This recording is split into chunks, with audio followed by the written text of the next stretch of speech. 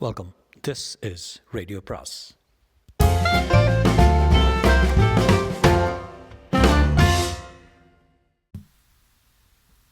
அனைவருக்கும் அன்பு வணக்கம். ஜெயமோகனின் இரவு அத்தியாயம் 19. எத்தனையோ நாட்கள் நான் தூங்கிக் கொண்டே இருந்தது போல உணர்ந்தேன். கட்டிலில் மீண்டும் மீண்டும் உடம்பை முறுக்கியபடி படுத்துக் கொண்டிருந்தேன். எழவே முடியவில்லை. காய்ச்சல் இருப்பதைப் போல வாய் உலர்ந்து நாக்கு லேசான கசப்புடன் இருந்தது. மூக்கும் கண்களும் காந்தின. ஆனால் கழுத்தில் கையை வைத்து பார்த்தபோது காய்ச்சல் இருக்கவில்லை. அப்படியே மீண்டும் தூக்கத்திற்குள் சென்றேன். இம்முறை அரை மணி நேரம் தூங்கியிருப்பேன். அது தூக்கமில்லை, ஒரு மயக்கம்.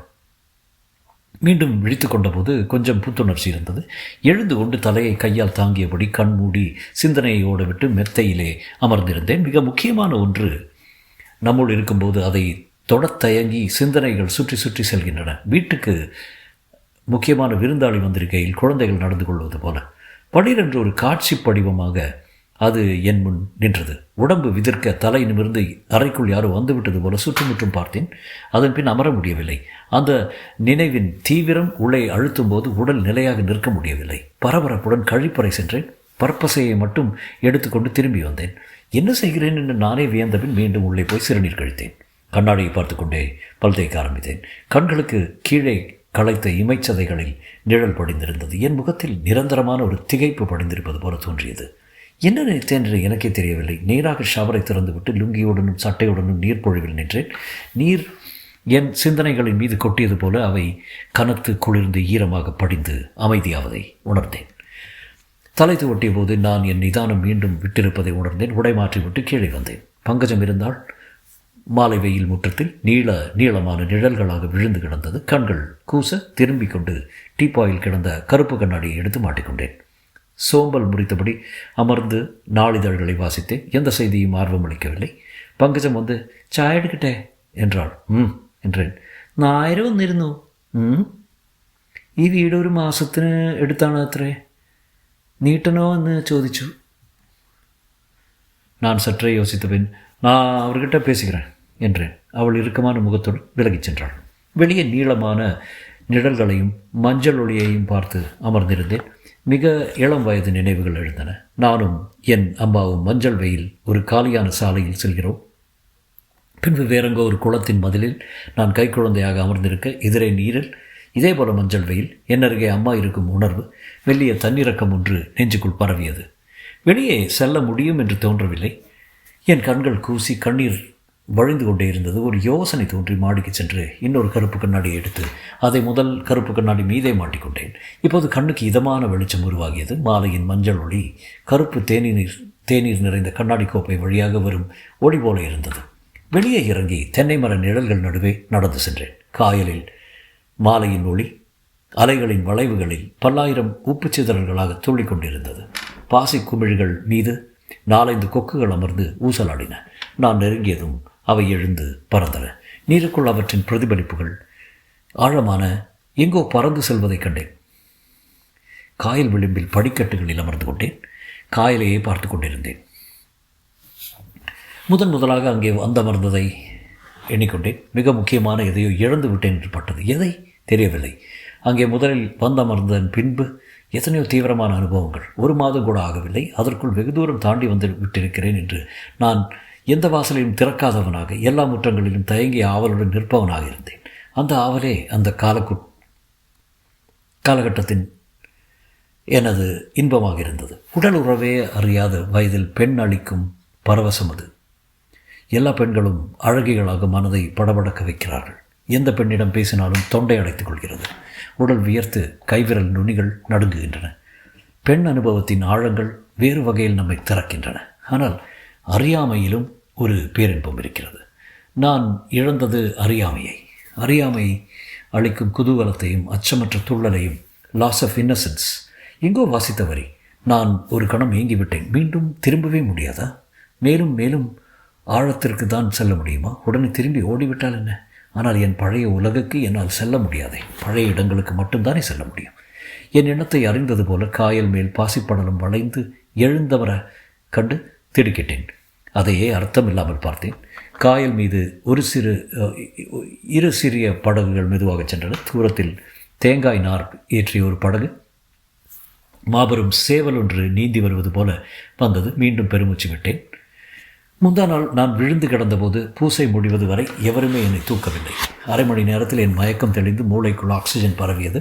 பனித்த கண்ணாடி தொளித்து தெளிவது போல என் அகம் தெளிவடைய ஆரம்பித்தது. மணியோசையும் மந்திர உச்சாடனமும் கேட்டுக்கொண்டிருக்க நான் எங்கிருக்கிறேன் என்று தெரியாமல் சில நிமிடங்கள் பிரமித்து கிடந்தேன். கல்கத்தா தட்சிணேஸ்வர் கோயிலில் இருப்பதாக ஒரு எண்ணம் நெடுநேரம் இருந்தது. தட்சிணேஸ்வருக்கு 8 ஆண்டுகளுக்கு முன்பு ஒரு முறை சென்றேன். 50க்கும் மேலான ஆடுகளை அங்கே அன்று வெட்டினார்கள். பீச்சிய குருதி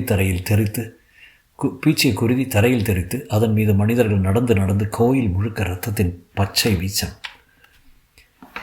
பெண்கள் கூட அந்த பச்சை குருதியை தொட்டு நெற்றியில் பொட்டு வைத்துக் கொண்டார்கள். வெட்டப்பட்ட ஆடுகள் வரிசையாக தூக்கி கிடத்தப்பட்டிருந்தன. குருதி படிந்து உலர்ந்து திரிதிரியாக ஆன அவற்றின் சருமம் மீது ஈக்கள் ரீங்கரித்தன. கருவறைகள் பளபளக்கும் கிரீடமும் செம்பட்டும் வெறித்த விழிகளுமாக காளி அமர்ந்திருந்தாள். என்னை சுற்றி இருந்தவர்களிடமிருந்தே குருதி வாசனை வீசுகிறது என்று உணர்ந்து மெல்ல எழுந்தமர்ந்தேன். அவர்கள் தங்கள் உடலில் ஆட்டின் இரத்தத்தை சந்தனம் போல பூசியிருந்தார்கள். அது உலர்ந்து திட்டுகளாக படிந்திருந்தது. மணியோசை என் தலைக்கு மேல் கேட்டது.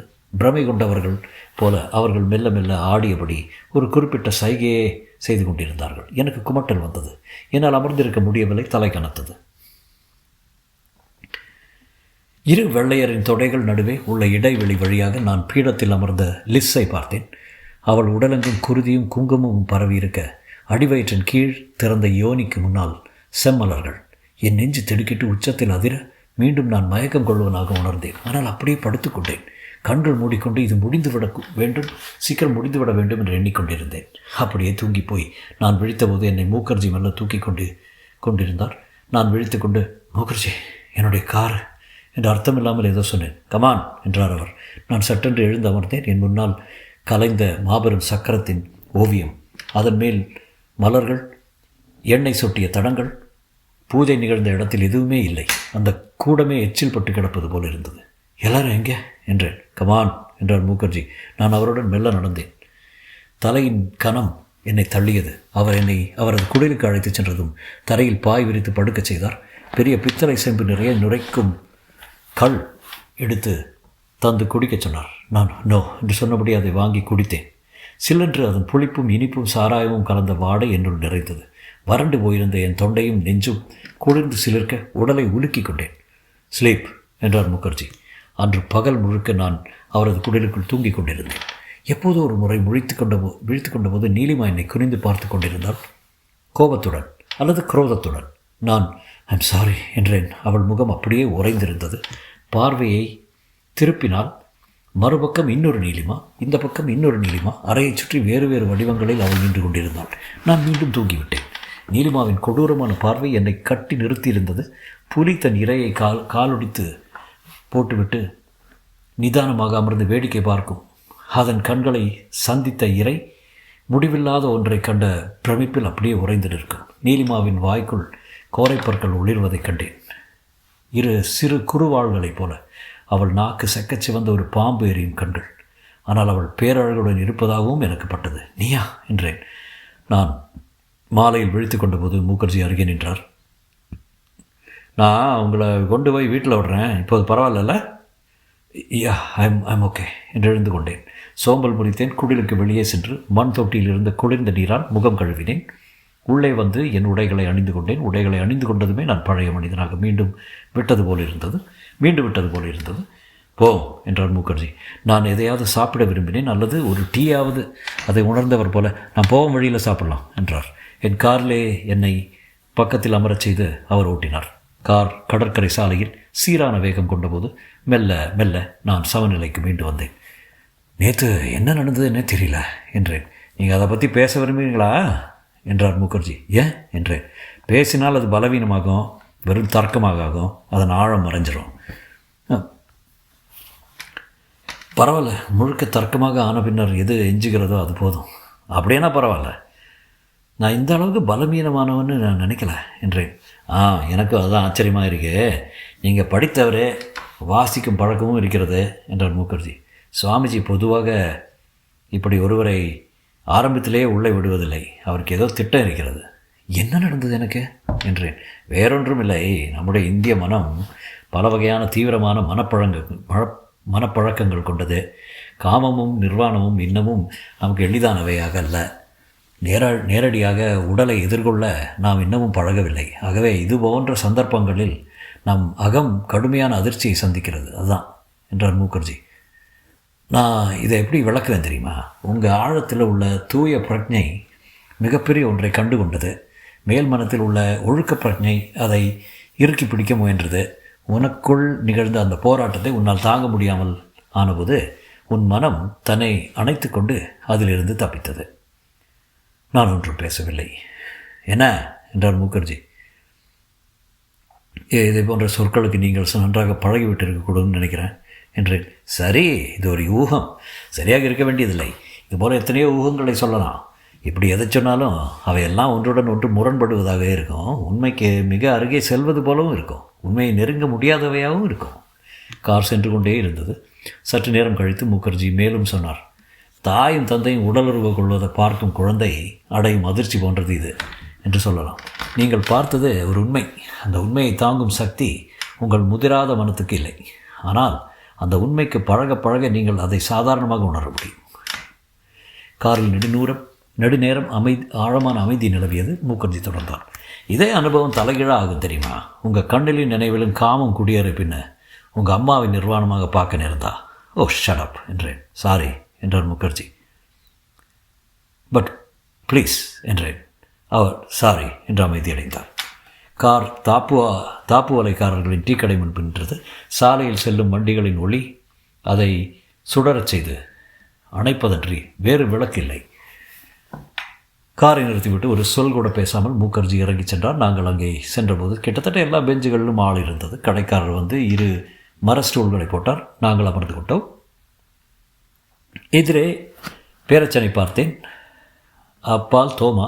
இருவரும் என் கண்களை சந்தித்து கண்ணிமைப்பாலேயே குசலம் செய்தனர். முகர்ஜி மெல்லிய குரலில் புட்டு பாப்படம் என்று பயறு என்று சொன்னார். நான் என்னுள் ஆழ்ந்து அமர்ந்திருந்தேன். புட்டு வந்ததும் மௌனமாக சாப்பிட்டோம். மௌனமாகவே பணம் கொடுத்துவிட்டு எழுந்து தோமா பேரச்சன் இருவரிடம் சிறு கண்ணசைவால் விடைபெற்று மேடேறினோம். திடீரென்று எனக்கு நான் மண்ணிலிருந்து ஆழத்துக்கு இறங்கி ஒரு பாதாள உலகுக்குள் சென்று மீண்டது போல் இருந்தது. எலிகளின் உலகம் அல்லது ஆவிகளின் உலகம். மௌனமானது கரும்பாறை போல.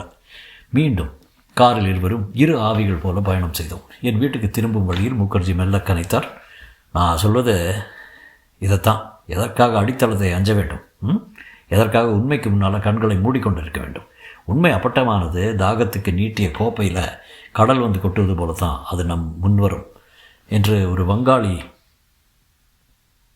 பவுல் பாட்டு உண்டு. நான் சொல்வதை சரியாக சொல்லியிருக்கிறேனா என்று தெரியல. நான் ஏதாவது சொல்வேன் என்று தயங்கிவிட்டு முகர்ஜி மேலும் தொடர்ந்தார். உண்மையை கொஞ்சம் கொஞ்சமாக பழக்கப்படுத்தி கொள்ளணும்.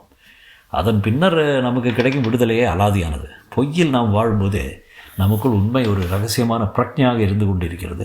அதனால் ஒருபோதும் நம்மால் நிம்மதியாக இருக்க முடியவில்லை. நம் அகம் பகைத்து கொண்டே இருக்கிறது. நம் கால் கீழே பூமி எக்கணமும் சிதைந்துவிடும் என்ற பயம் இருக்கிறது. ஆனால் இங்கே அது இல்லை. உண்மையின் கரும்பாறை மீது நாம் நின்றிருக்கிறோம். கிறிஸ்தவர்களை நான் கூர்ந்து கவனித்திருக்கிறேன். இந்த ஆழத்தை அவர்கள் உணர்ந்து கொண்டே இருக்கிறார்கள். அதை பாவம் என்று சொல்லிக்கொண்டு மூட முயல்கிறார்கள். தலையில் மூடினால் கால் வெளியே தெரியும். தன்னை ஏமாற்றிக்கொள்ளாத ஒரு கிறிஸ்தவன் வாழ்நாள் முழுக்க பாவத்துடன் போராடிக்கொண்டே தோற்றுக்கொண்டே இருப்பான். அதன் குற்ற உணர்ச்சியை சுமந்து அவன் ஆன்மா வளைந்திருக்கும். அதை தன்னிடமிருந்தே மறைக்க வேடங்கள் போடுவான். அந்தரங்கத்தில் அச்சம் நிறைந்தவனாக இருப்பான்.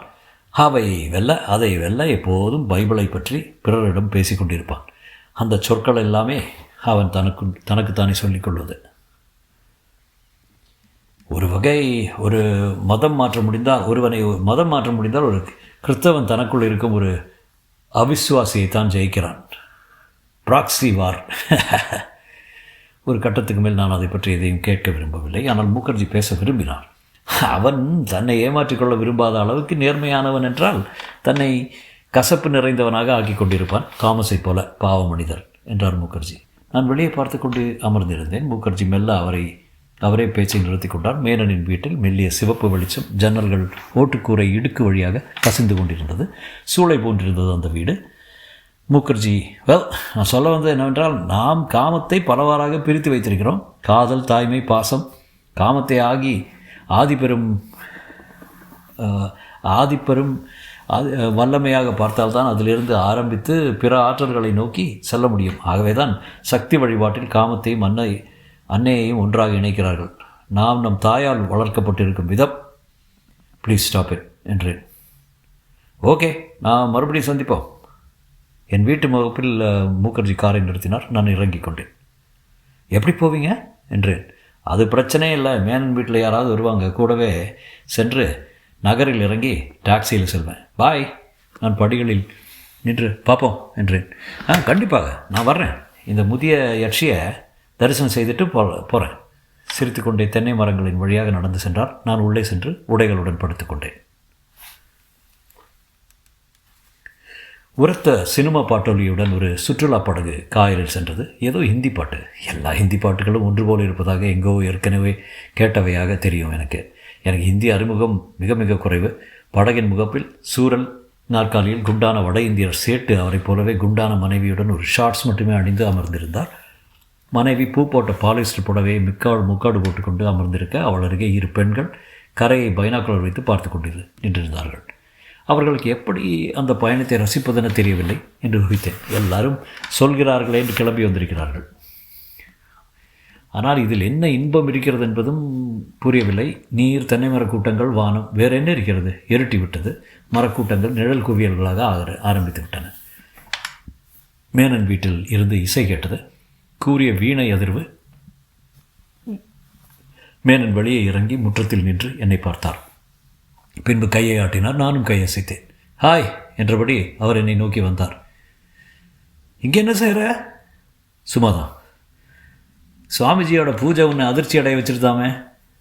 அதிர்ச்சி இல்லை, வேறு ஏதோ ஒரு மனக்குழப்பம். இப்போ சரியாயிடுச்சா? ஃபைன். எங்கே போயிருக்கவே கூடாது. I'm sorry. நான் தான் உன்னை அவர்களுக்கு அறிமுகம் செய்தேன். சுவாமி உன்னிடம் பேசி கொண்டிருந்தால் நான் கவனிக்கலை. அதனால் என்ன ஒரு அனுபவம் தானே. மேனன் நெருங்கே அமர்ந்தார். அனுபவம்னா உண்மைதான் என்றார். But this is a dream, that is a nightmare. True என்றேன். உண்மை எதுக்காக அப்படி குரூரமாக உருவகிச்சுக்கணும்? அழகாக பரவசமாக ஏன் அதை உருவகிச்சிக்கக்கூடாது? எனவே இதெல்லாமே வெறும் உருவங்கள் மட்டும்தானே என்றார் மேனன். என்ன பிரச்சனைனா, இந்த ஆட்களுக்கு உண்மையாக இருந்தால் மட்டும் போதாது, அது வந்து அறையணும், அதிர வைக்கணும். இவங்களுக்குள்ளே இருக்கிற எல்லா பொய்யோட மிச்சங்களையும் அந்த வேகத்திலே அதை அடிச்சுட்டு போயிடணும். அவங்க எதிர்பார்க்கிறது அதுதான். ரபேஷ். பின்ன என்ன செய்யலாங்கிறீங்க என்றேன். உண்மைன்னா அது கடல் மாதிரி. அது வந்துகிட்டே இருக்கிறப்ப நமக்குள்ளே இருக்கிற எல்லா பொய்யும் கொஞ்சம் கொஞ்சமாக நாமே அறியாமல் கரைஞ்சி போயிடுதில்ல. அதுதான் சரியான வழி. எதுக்கும் அதுக்கான பரிணாம காலகட்டம் இருக்குது. அதுக்கான அவகாசத்தை நாம் கொடுக்கணும். எனக்கு இது ஒன்றுமே புரியல என்றேன். இங்கிலீஷில் லிவிங் இன் த டே லைட்னு ஒரு இடியம் உண்டு. பொய்களிலே ஒளிஞ்சிக்காமல் உண்மையோட வெளிச்சத்தில் வந்து நிற்கிறதுன்னு அதற்கு அர்த்தம். உண்மையிலே பகலே ஒரு பெரிய மறைப்பு தான். வெளிச்சம் ஆழத்தில் இருக்கிற எத்தனையோ விஷயங்களை மறைச்சிடுது. அந்த மறைப்பை களைஞ்சிட்டு வந்து வெட்ட வெளியில் நிற்கிறது தான் ராத்திரியில் வாழறது. Living in pure subconscious. நீ அதைத்தான் பயப்படுற. அதன் ஆழம் உன்னை பயமுறுத்துது. நான் உண்மைதான் என்றேன். எதுக்காக இந்த பயங்கரங்களை நான் சந்திக்கணும்னு இருக்கேன் என்றேன். உனக்கு புற்றுநோய் இருக்குன்னா அதை உங்கள்கிட்ட டாக்டர்கிட்ட சொல்லணும் தானே நினைப்பேன். அதை தெரிஞ்சுக்கிட்டு கொஞ்சம் கொஞ்சமாக அதுக்கு சமரசமாகிடுவேன். அதில் வாழ ஆரம்பிச்சிடுவேன். அதை அறியாமல் மூட சந்தோஷத்தில் வாழ ஆரம்பிச்சிடுவியா? அப்படி வாழ்ந்துடத்தான் முடியுமா நம்மளால்? நான் எல்லாத்துக்கும் லாஜிக் இருக்குது என்று புன்னகை செய்தேன். உண்மைதான். லாஜிக்கை மீறி மனசுக்கு உண்மை தெரியும். அதாவது உண்மையே லாஜிக் வழியாக தான் கைமாற முடியும். லாஜிக்கோட இடைவெளிகளில் அதை ரகசியமாக வச்சு பரிமாறணும். மேனன் சிரித்தார். கொஞ்சம் கொஞ்சமாக நானும் ஒரு ஃபிலாசபர் ஆகிட்டு வர்றேன் பார்த்தியா? நைஸ். நானும் இறுக்கம் விலகி வாய்விட்டு சிரித்தேன். மீண்டும் சட்டென்று தீவிரமாகி மேனன் சொன்னார். டான்டேயோட டிவைன் காமெடியில் மாவீரனான யுலிசஸ் தான் பாதாள உலகங்களுக்கு போகிறான். ஒரு மாபெரும் வீரன் மட்டும்தான் ஆழங்களுக்கு போக முடியும். பயமே இல்லாதவன். தன்னோட ஆற்றல் வெளிப்படுறதுக்கான சந்தர்ப்பமாக எல்லா சவாலையும் பார்க்கக்கூடியவன். அந்த மாதிரி வீரனால் தான் அங்கே போக முடியும். நான் பீமனை பற்றி நினைத்து கொண்டேன். மேனன் வீட்டு முன் கார் வந்து நின்றது. அது நீலிமாவின் கார் என்று அறிந்து என் மனம் படபடக்க ஆரம்பித்தது. நீலிமாவும் நாயரும் இறங்கி எங்களை பார்த்தார்கள். வீட்டுக்குள் இருந்து வந்த கமலாவும் எங்களை பார்த்தார். அவர்கள் எங்களை சுட்டி ஏதோ சொன்னார்கள். பின்பு மூவரும் எங்களை நோக்கி வந்தார்கள். நாயர், என்னங்க ஃபிலாசபியா என்றார். கொஞ்சம் என்று சிரித்தேன். தானாக கனியாததை தடியால் அடித்து கனிய வைக்கிறது தான் பேர் தான் ஃபிலாசபி என்ற நாயர் அதை அவரே ரசித்து என்று அண்ணாந்து சிரித்தார். சரியாக சொல்லணும்னா கனிய வைக்கிறது தான், ஆனால் தடியால் இல்லை. சிறிய வயசில் எங்கள் வீட்டில் பெரிய பலாக்காய்களை பறிப்பாங்க. அதை பழுக்க வைக்கணுங்கிறதுக்காக காஞ்சிர மரத்தில் இருந்து குச்சி ஒடித்து அதில் குச்சி வச்சுருவாங்க. மறுநாளைக்கே பழுத்து அரை முழுக்க மணமாக இருக்கும். அறுத்தா தேன் சொட்டும் என்றார் மேனன். காஞ்சிரம் எப்படி கசக்கும் தெரியுமில்ல, கனிய வைக்கிற கசப்பு தென் இஸ் ஃபிலாசபி. நீலிமா சிரித்து கொண்டே பேசாமல் நின்றான். எங்கள் கண்கள் சந்தித்து ரகசியமாக ஒரு புன்னகையை கைமாறிக்கொண்டன. பின்பக்கம் காயலில் ஒரு படகு எங்களை நோக்கி வந்தது. அதில் இருந்த படகோட்டி, மேன் சாரே சவாரி உண்டா என்றார். இன்னும் இல்லைடா என்றார். வேம்பநாட்டு காயலுக்கே போகாமல் அசலாகி வேலியேற்றுண்டு. மேனன் என்னை பார்த்து, என்ன போகலாமா என்றார். நான் ஓகே என்றேன். Nair, no I have no mood என்றார். தான் ഇവിടെ இருந்தோ என்று மேனன், அடுத்து வாடே என்று படகுகாரனிடம் சொன்னான். மோட்டார் பொருத்தப்பட்ட சிறிய உல்லாச படகு, பழங்கால கூண்டு வண்டிகள் போல கவிழ்க்கப்பட்ட கூடை வடிவ பிரம்பு கூரை, அதன் முகப்பில் அமர்ந்து கொள்வதற்கான சூரல் நாற்காலிகள், ஒரு மேஜை, உள்ளே பேட்டரியால் இயங்கும் விளக்கு. புகை அதிர அது நெருங்கி வந்தது. முதலில் மேனன் இறங்கி படகுக்காரன் போட்ட பலகை வழியாக படகுக்குள் சென்றார். அதன் பின் கமலா செல்ல அவர் பிடித்து கொண்டார். கமலா என்று உற்சாகமாக கூவி உள்ளே குதித்தார். அதன் பின் நீலிமா, கடைசியாக நான். படகு மெல்ல ஆடிய பின் மெல்லிய மோட்டார் ஒலியுடன் கிளம்பி நீர் நடுவே சென்றது. படகுக்காரன் விளக்கை அணைக்க நாங்கள் நாற்காலிகளில் அமர்ந்து கொண்டோம். படகை நன்றாக திருப்பி நீரோட்டத்தில் விட்டுவிட்டு மோட்டாரை அணைத்து விட்டான். மெதுவாக ஒழுக்கில் சென்றது படகு. மோட்டர் வேண்டே என்றேன் படகுக்காரனிடம். இயாளும் மலையாளம் படிச்சல்லா என்றார். கமலா சிரித்து கொண்டே நீலிமாவை பார்த்த பின் நீலிமா என்னை நோக்கி சிரித்தாள். படகுக்காரன், പെരിയാറ്റ് ഒഴുക്കുണ്ട് സാറേ, നേരെ കടലിലേക്ക് പോയിക്കോളും. രാത്രി ഒരു 10 മണിക്ക് വേലിയേറ്റം തുടങ്ങും, മടങ്ങി ഉള്ളിൽ വരാം என்றான். ഓരോ കട്ടൻ ചായ ഇട്ടിട്ടേ மேனன். ஆயிக்கோட்டே என்றார். சூடான டீயை நீர் நடுவே அருந்துவது வினோதமான நிறைவை அளித்தது. இரு பக்கமும் தென்னை மரம் தோப்புகள் நடுவே உயர்ந்த கட்டிடங்கள் மிதந்து பின்னால் சென்றன. இன்னும் கொஞ்சம் வருஷம் இந்த காயல்கரை முழுக்க ஃப்ளாட் வீடுகளாயிரும் என்றான் மேனன். அப்போ நாங்கள் இங்கேருந்து போயிடுவோம், கொல்லம் பக்கம் போயிடலான்ட்டு. அங்கே காயல் இன்னும் காயலாக தான் இருக்குது. நான் ஒளி நிறைந்த கட்டிடங்களையே பார்த்தேன். மாபெரும் பொன்வண்டுகள் போல் இருந்தன. காயலோரத்து சாலைகளில் செம்மணிச்சரம் போல கார்கள் சென்று கொண்டிருந்தன. நாங்கள் இங்கே வந்தப்போ இந்த நகரத்தில் இத்தனை கார்கள் இல்லை என்றார் மேனன். இப்போ கேரளத்தில் கார்கள் இருக்குது, ஓட்டுறதுக்கு ரோடுகள் இல்லை. சீக்கிரம் பணக்காரங்க ஹெலிகாப்டருக்கு மாறிடுவாங்கன்னு நினைக்கிறேன். நகரம் மிதந்து கொண்டிருப்பது போல் இருந்தது. நீலிமா அவளது பெரிய விழிகளால் என்னை பார்த்து கொண்டிருந்தாள். கண்களுக்குள் செவ்வொளி மின்னிக் கொண்டிருந்தது. மாசற்ற கன்னங்கள், மென்மையும் உயிரும் வழிந்து கழுத்து, விரிந்த தோள்களில் கூந்தழைகள் வந்து படிய மெல்ல அவற்றை விலக்கி பின்னால் தள்ளினாள். பேச்சு மெதுவாக நின்றுவிட்டிருந்தது. விழிகளில் பிரக்ஞை மையம் கொள்ள சுழன்று பின்னால் மறையும் நகரையே பார்த்து கொண்டிருந்தோம். கொச்சி உயர்ந்த கிரேன்களில் விளக்குகளுடன் எங்களை நோக்கி மிதந்து அலைபாய்ந்து வந்து கொண்டிருந்தது. நான் வானத்தின் விண்மீன்களை பார்த்தேன். காற்றில் அவை ஆடுவது போல தோன்றியது. காற்றில் கட்டிடங்கள் திரைச்சீலை போல ஆடின. சட்டென்று ஒரு கார் எதிரே திரும்ப அந்த செந்நிற ஒளியில் நீலிமாவையும் கமலாவையும் சில கணங்கள் பார்த்தேன். செந்தழலால் எழுதப்பட்ட 2 ஓவியங்கள் போல தெரிந்து மறைந்தார்கள். தொடரும்.